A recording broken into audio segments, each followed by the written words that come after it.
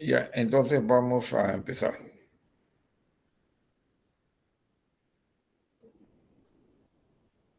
Ya, vamos a hablar de difusión y oxigenación. Recuerden que nosotros decíamos, me escuchan bien, ¿no? Recuerden que nosotros decíamos,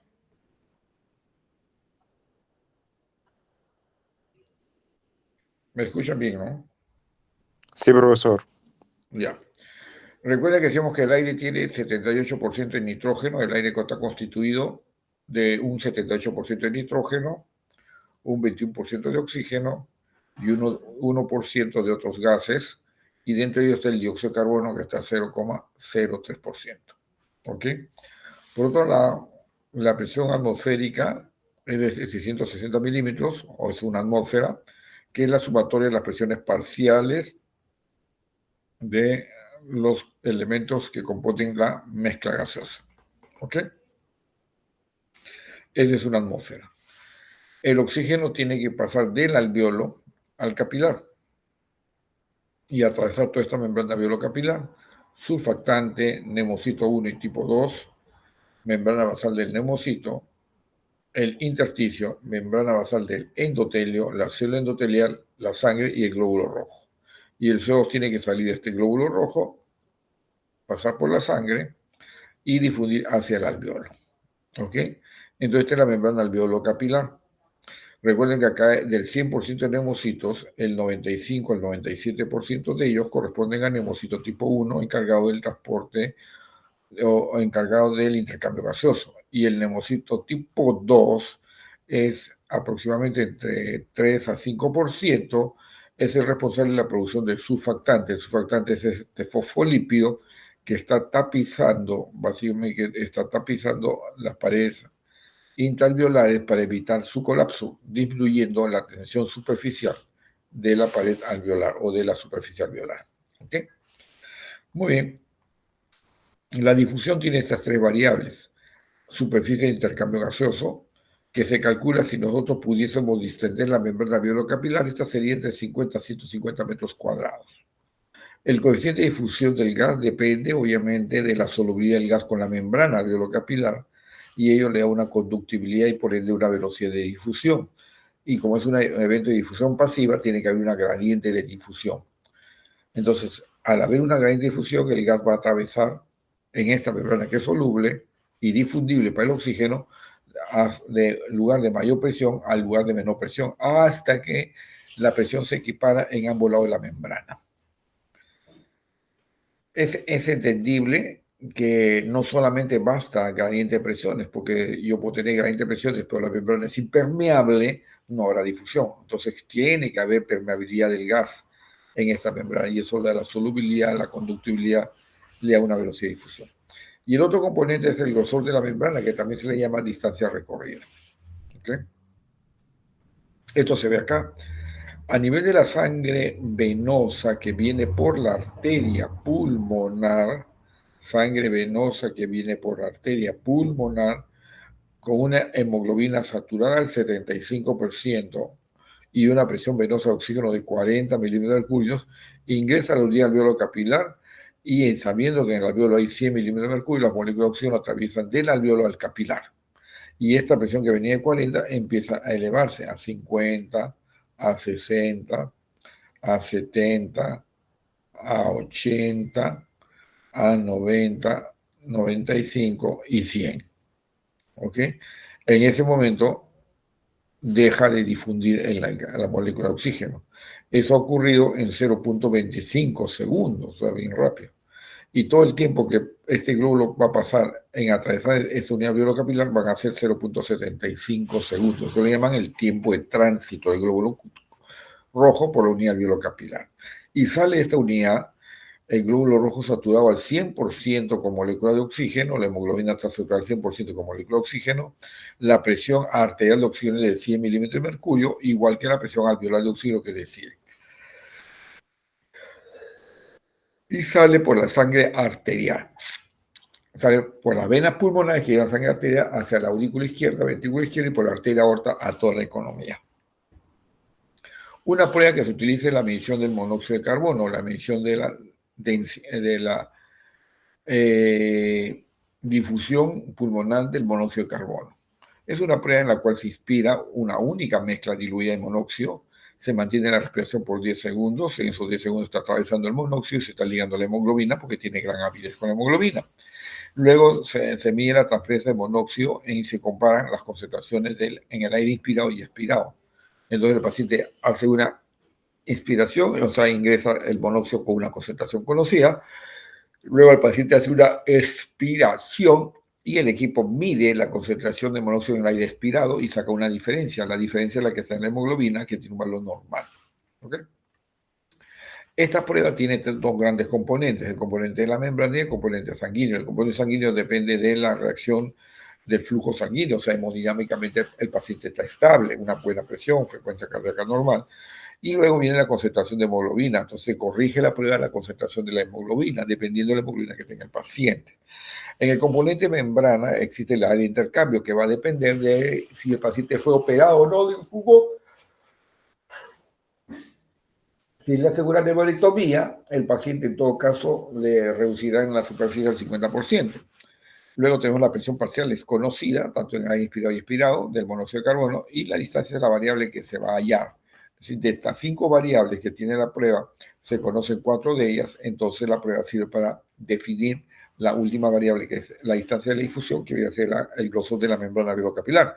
Y eso se ve en la fibrosis pulmonar, es por eso que esta prueba se utiliza mucho en fibrosis pulmonar. Otra función viene a ser la relación ventilación-perfusión y se traduce en esta gráfica, donde podemos ver que en la base del pulmón, en una persona que está de pie, la perfusión es mayor que la ventilación. En esta misma persona que está de pie, en el ápice del pulmón, la perfusión es menor que la ventilación. O la ventilación es mayor que la perfusión. Al ser la ventilación mayor que la perfusión, el BQ va a ser mayor a 1. Es por eso que acá tienen el BQ mayor a 1.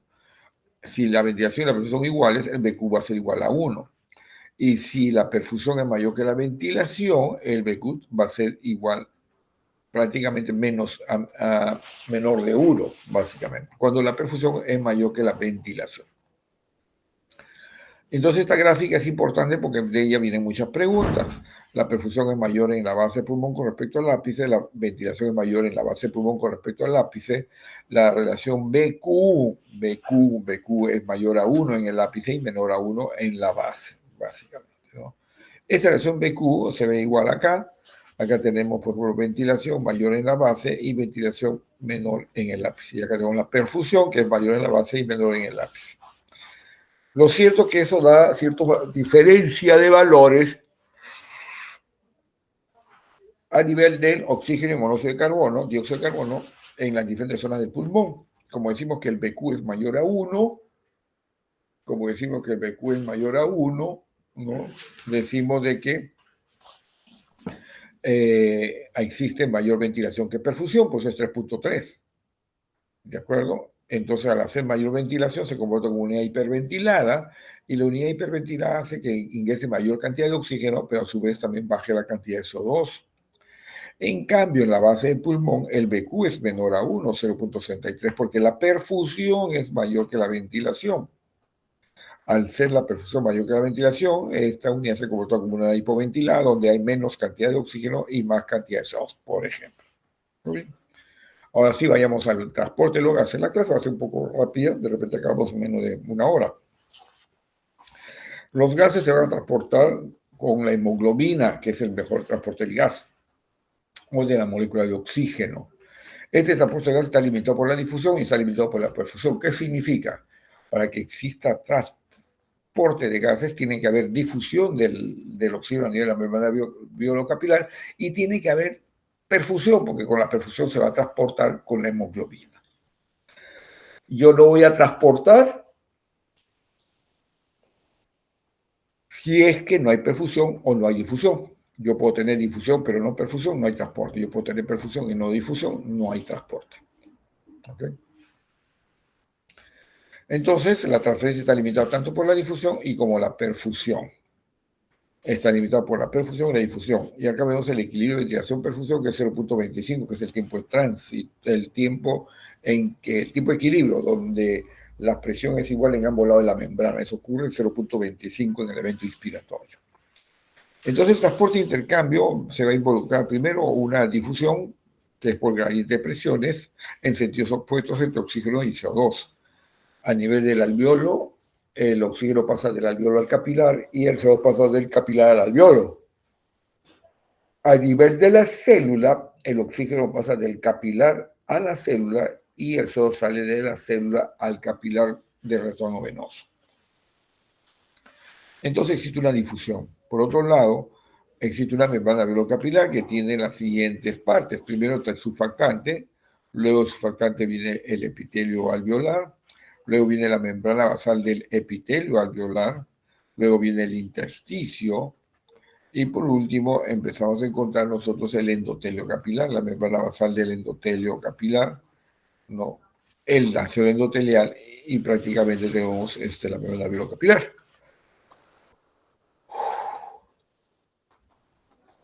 Esto es importante. La presión es directamente proporcional a la concentración de moléculas de gas. Y hemos dicho en oportunidades anteriores que la presión del gas está en relación directa con el número de moléculas del gas, en el mismo compartimiento, con el mismo volumen, la misma temperatura. Por otro lado, sabemos que el gas oxígeno atraviesa la membrana y se entra en sangre. Y un gas en una solución se va a comportar de acuerdo a la ley de Henry.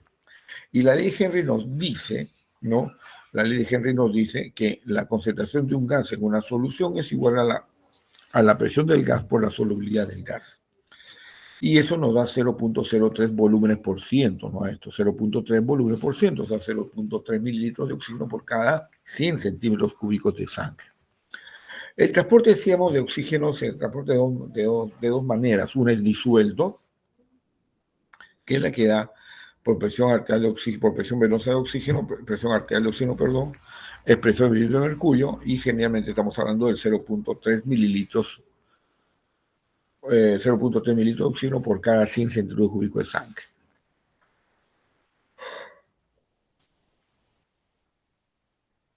Pero habíamos dicho que la hemoglobina es el mejor transporte de oxígeno, y la hemoglobina es una proteína que es reversible, aparte que neutraliza hidrogeniones, se puede ligar con oxígeno, oxihemoglobina, o se puede ligar con bicarbonato, y estamos hablando de la desoxicarboxiemoglobina. Entonces, y cuando juntamos el transporte de oxígeno en la hemoglobina más el transporte de oxígeno disuelto, tenemos un contenido total de oxígeno de 20 mililitros de oxígeno por cada 20 volúmenes por ciento, o 20 litros de oxígeno por cada 100 centímetros cúbicos de sangre.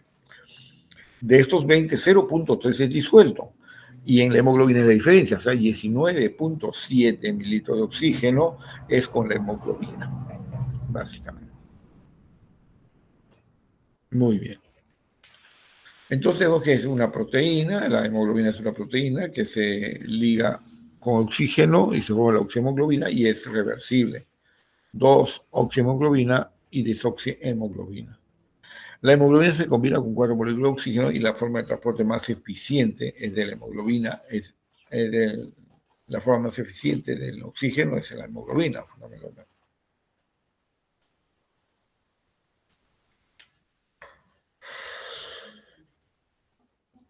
Este es otro dato interesante.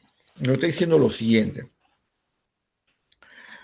que la hemoglobina, cuando está ligada con fierro, está estable. Y eso es porque existe una enzima que es la 2,3-difosfoglicerato que da estabilidad a las 4 cadenas. Y cuando se pierde esta enzima, se pierde la estabilidad de las 4 cadenas y se libera el oxígeno. Es por eso que los quimiorreceptores periféricos detectan la variabilidad de la hemoglobina en la curva de la hemoglobina, y puede definir si es que esa hemoglobina es móvil, esa hemoglobina es fija, o esa hemoglobina está en estado móvil constantemente. ¿Okay? Entonces, la sumatoria del contenido de oxígeno, el contenido de oxígeno disuelto más el contenido de oxígeno de hemoglobina da el contenido de oxígeno total. El principal hemos dicho que es el contenido de oxígeno disuelto, que equivale aproximadamente a 19.6, por ejemplo, ¿no? Para que llegue a 20 le queda solamente una pequeña cantidad. Entonces tenemos eso. La hemoglobina es una proteína que se satura con molécula de oxígeno y la saturación es el porcentaje de ocupación que tiene la hemoglobina con las moléculas de oxígeno. Normalmente esta saturación está en relación a la presión de oxígeno. En la medida que aumenta la presión de oxígeno, aumenta la saturación. En la medida que aumenta la presión venosa de oxígeno, también va a aumentar la saturación. En realidad, la presión venosa de oxígeno de 40 milímetros cúbicos, que es en la sangre venosa, está en relación a una saturación venosa de 75%. O sea que me dice que con una presión venosa de oxígeno de 40 milímetros de mercurio, mi hemoglobina que está en la sangre venosa está saturada con molécula de oxígeno al 75%. Eso es lo que está diciendo. ¿Ok? Por otro lado, queremos saber cuántos mililitros de oxígeno transporta un gramo de hemoglobina. Entonces tendríamos que sacar los pesos moleculares de las 4 moléculas de oxígeno, las milimoles de las 4 moléculas de oxígeno. Tenemos que sacar la milimoles de una molécula de oxígeno y la milimoles de una molécula de hemoglobina. Y decirnos, si yo tengo 4 moléculas de oxígeno, lo multiplico 4 por 22.4, que viene a ser la milimol de oxígeno.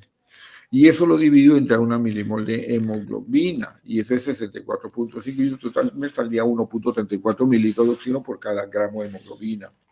Correcto. Entonces un gramo de hemoglobina se combina con 1.34 mililitros de oxígeno, es el valor normal. La capacidad de hemoglobina es de 20.1 mililitros de oxígeno por cada 100 centímetros cúbicos por cada 100 centímetros cúbicos, ¿no? Se encuentre de hemoglobina. El oxígeno disuelto es de 0.3 y el oxígeno en la hemoglobina es 19.7 o 19.6.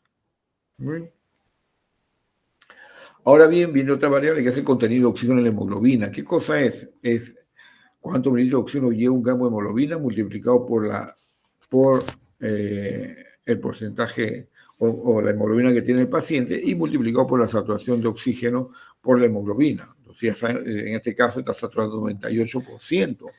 La hemoglobina es 15 y el 1.34. Multiplican todo esto y sale 19.7.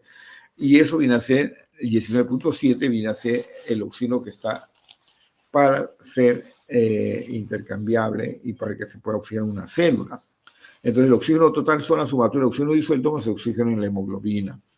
El oxígeno disuelto, entonces 0.003, y el oxígeno en la hemoglobina 19.7. Y entonces, obviamente, sumando las dos, el oxígeno disuelto con el oxígeno en la hemoglobina, sale el contenido arterial de oxígeno, que es 20 mililitros de oxígeno por cada 100 centímetros cúbicos de sangre, que es 20 volúmenes por ciento.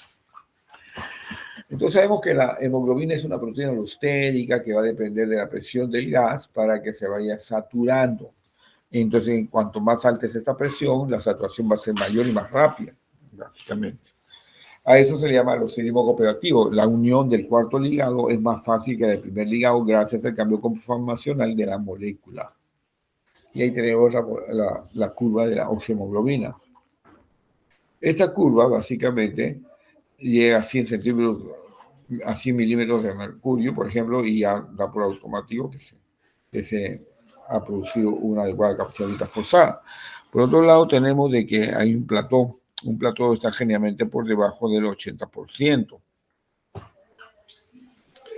que logra saturar la hemoglobina aproximadamente por encima del 90%. Acá tenemos ya la parte de la sangre venosa, donde estamos hablando de una presión venosa de 40 milímetros de mercurio con una saturación de 75%, por poner un ejemplo. ¿Okay? Esta curvación de la hemoglobina se puede desplazar hacia la derecha o hacia la izquierda. En este caso estamos hablando de desplazamiento hacia la derecha. Este es el desplazamiento hacia la derecha. La curva se desplaza hacia la derecha. ¿Con qué finalidad? De ir incrementando progresivamente su presión de oxígeno. En la medida que la curva se va haciendo más horizontal, la presión de oxígeno se va alcanzando, básicamente. Entonces, esto es inteligencia artificial, que se le pide al software de que se construya un robot y que alcance el previsto en el descanso. Y entonces ocurre esto, ¿no? Hay elementos que van a redistribuir los factores que modifican la afinidad de la hemoglobina oxigenada, la concentración de iones hidrógenos, la presión parcial del gas carbónico y la temperatura y la dosis de fosfoglicerato. Cuando se incrementan estos componentes, hace que la hemoglobina pierda su control y lo libere. Factores de la curva que disocian la hemoglobina. Ahí tenemos la primera, temperatura, CO2, hidrógeno y bicarbonato. La hemoglobina disminuye su afinidad por el oxígeno y lo libera. Ocurre en los tejidos, en los pulmones ocurre lo contrario.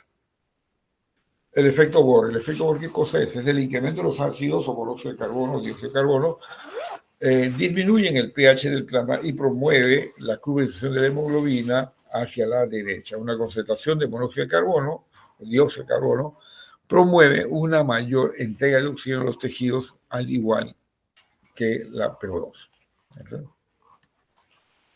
Acá tenemos cómo se comporta el cambio manteniendo la hemoglobina 20, 15 y 33. ¿No?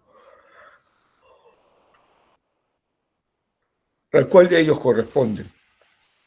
Cambios en la hemoglobina, concentración de hemoglobina. Vamos a poner que estamos en una concentración de hemoglobina de 20 miligramos por litro. ¿Qué pasa con la presencia de dióxido? Formulación de methemoglobinema, probablemente formación de methemoglobinemia. Otro. Hemoglobina 15 está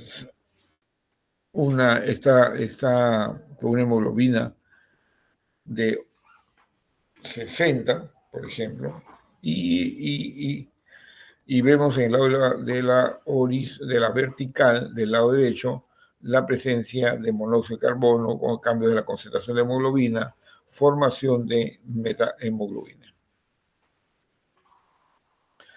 Entonces vemos ahí el punto A, por ejemplo, es una sangre arterial netamente. El punto B, ya vemos que hay una sangre arterial, pero a su vez también entendemos que existe una circulación sistémica, ¿no? Básicamente. Este es ya el tejido es transportado por la hemoglobina, desde el ADN del tejido, biología molecular. Entonces es transportado desde la hemoglobina hasta su local, básicamente, ¿no? Un centro comercial. Este bicarbonato se desplaza de las siguientes maneras. El bicarbonato puede ser un bicarbonato diluido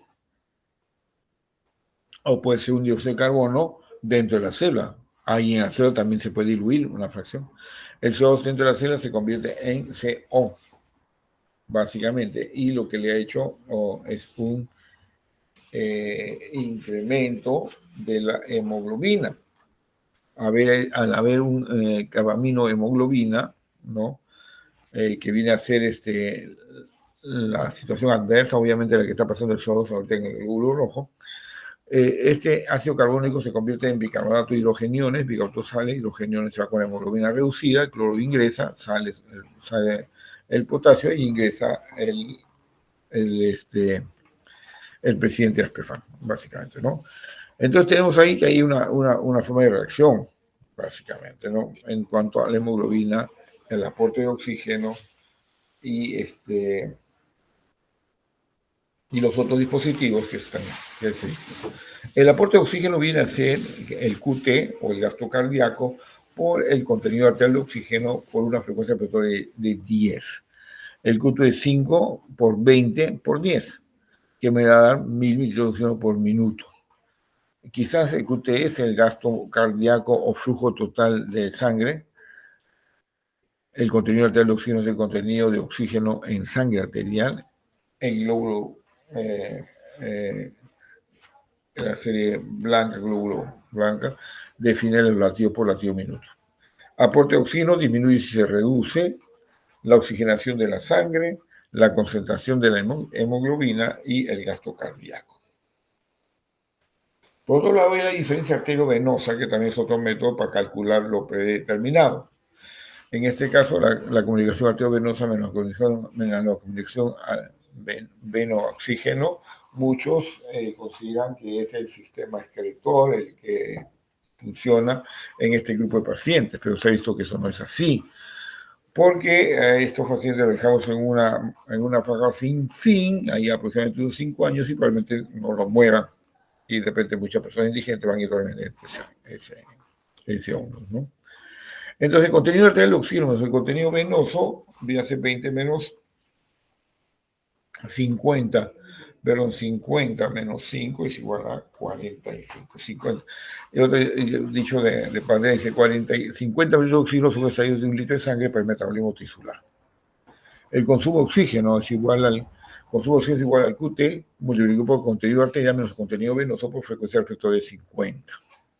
En total sale 250 mililitros de oxígeno por minuto, donde QT es el gasto cardíaco o flujo sanguíneo, contenido arterial de oxígeno es el contenido de oxígeno en sangre arterial y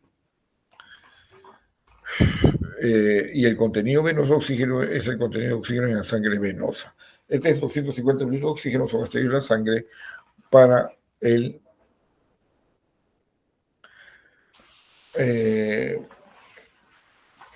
los 250 mililitros de oxígeno son extraídos de la sangre en un minuto, para que no produzca obviamente un plagio o copia al respecto, básicamente, ¿no? El coeficiente de extracción viene a ser contenido arterial menos contenido venoso entre contenido arterial. Ese es el coeficiente de extracción, ¿no? Con un volumen de 5 volúmenes por ciento, que es el coeficiente de extracción, y 20 volúmenes por ciento, que es el de lo que es el de preventorio. Entonces uno ve el aporte. El aporte igual a mililitros de oxígeno por minuto. Y en un minuto, con un aporte de 1000 mililitros de oxígeno por minuto y un coeficiente total de 0.21 de 250 mililitros de oxígeno son metabolizados por los tejidos y 350 de albúmina regresan a los pulmones. Hipoxia tisular es cuando falta oxígeno a la célula o tejido. Tu voto y tu compromiso por compromiso, básicamente por una hipoxia hipoxémica. Esa es la hipoxia hipoxémica. La hipoxemia es causada por 4 razones. La hipoventilación, que se define como la disminución de la presión arterial de CO2, la difusión arterial y el cortocircuito, y la degradación BQ. De todas estas, la que es mucho más fácil poder investigar y hacer la que es los circuitos de respiratorio y cardiovascular, efectivamente. Hipoxemia, anemia o hipoxanemia es aquella que ya no hay funcionamiento de la hemoglobina y que la hemoglobina se genera una respiración artificial de la hemoglobina y la va a acompañar a su mamá. Entonces tenemos la hemoglobina, cuando tenemos una hipoxanémica, la PO2 de arteria es normal, pero disminuye la capacidad de sangre para el oxígeno. Es causada por concentración disminuida de hemoglobina, CO y metahemoglobinemia. La hipoxia circulatoria es cuando no llega sangre por X razones a la unidad de estudio. Y ahí es, por ejemplo, decimos, no, la presión arterial de oxígeno y el contenido de oxígeno son normales, pero disminuye la sangre, por lo tanto, al 9, al oxígeno de las nuevas sangres. Las hipoxemias es causada por disminución del flujo sanguíneo, insuficiencia pulmonar, cortocircuito, shock arteriovenoso.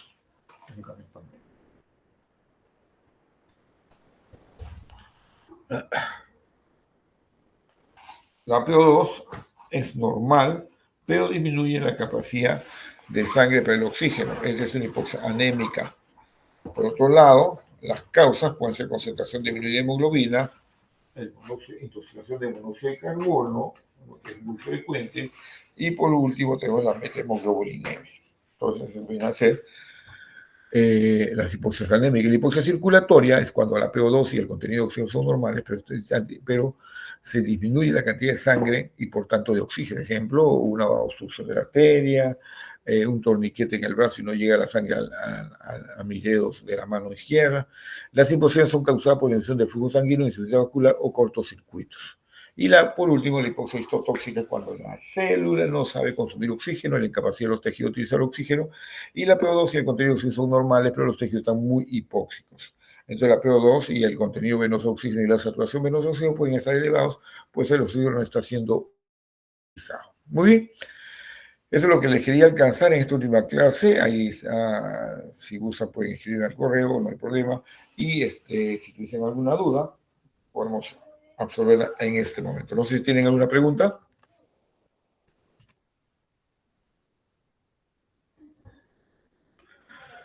¿Tienen preguntas? Me parece una